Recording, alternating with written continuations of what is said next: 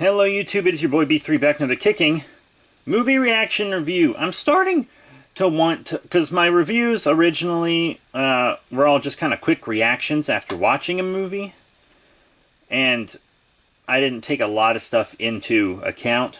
But I think I might start doing more in-depth reviews, because I did a more in-depth review for Godzilla the Planet Eater, because I was passionate in my hate for it. And I thought, you know what?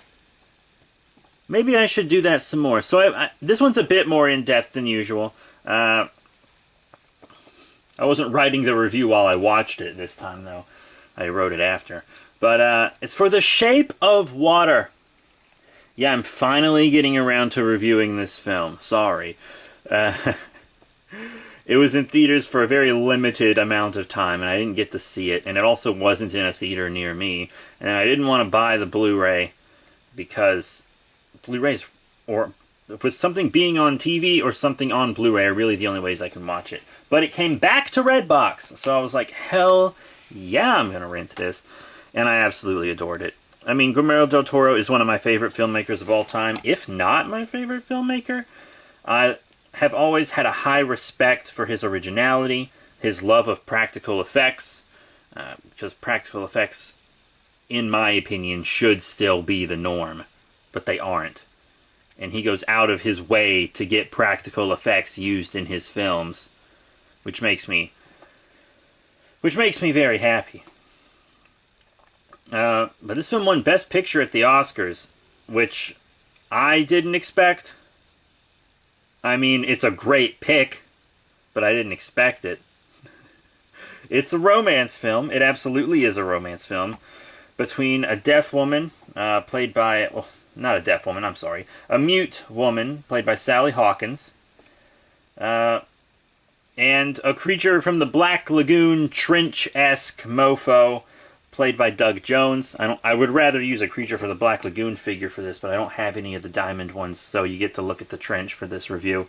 There's another Del Toro monster back there. Let me know in the comments if you know what it is. But I have to say, cinematography was amazing. Everything about it was perfect. This is kind of a movie that, in the modern day, almost shouldn't have been made. This movie is like from the future. Everything in it looks 100% real. Not only that, the theme, I feel like the broad theme of the picture is about what it's like to be a minority of any kind in America, whether it be black, woman, gay, disabled, because we have all of those represented in this film, and also non-human, of course. And it's really just a fantastic picture. Holy crap. The acting was through the roof. Amazing. Michael Shannon was a fantastic villain. He kind of plays the straight white male who's all about the future. I didn't catch up on this theme until until the scene where he buys a new car. Because he's like telling his son, of course we're going to have jetpacks in the future. This is America. Our future is going to be perfect. And he buys a car simply because the salesman tells him it's the car from the future. You're a man of the future if you drive this car.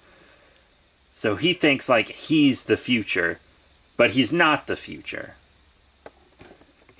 Minorities are the future. His regime won't last long. I mean, it will. It's still, you know, because he's kind of the metaphor for the oppressive, for more oppressive people. I mean, he works for the government. It's really not, like, once it clicks, you realize it's really not subtle. But it's fantastic. It's real Beauty and the Beast-esque. As I said, fantastic practical effects. The music is wonderful. I've always really loved Del Toro's like cinematography as well. The lighting in this movie is ace. And it also shows kind of a love for classic cinema as well, from like the 50s and 60s. I think it had like 13 nominations in all at the Oscars. But anyway, so Sally Hawkins' character is a mute cleaning lady at this government facility where this creature is housed, and she befriends it and eventually fucks it. You might There are many memes out there about her having sex with the creature, which is probably one of the reasons I said this film seems like it's from the future, because that seems like something studios wouldn't want to back. And Del Toro, this was entirely his idea from back in like 2011, even trying to get this movie made. You know, he takes a long time on lots of his movies because, and he also puts a lot of his own money into them. I think he sunk his entire salary and more into this film. I honestly did. Like, lots of he's really committed to the art. Lots of films he makes almost kill him. He said Pan's Labyrinth almost killed him. He said this movie almost killed him. I got mad respect for Del Toro. I don't know how many times I'm going to say it, but I do. I have the maddest respect for him. Holy crap. Fantastic. But she befriends the creature and eventually smuggles it out of the compound. And then Michael Shannon's like looking for him, like, hey, where's the creature? Because I want to kill it.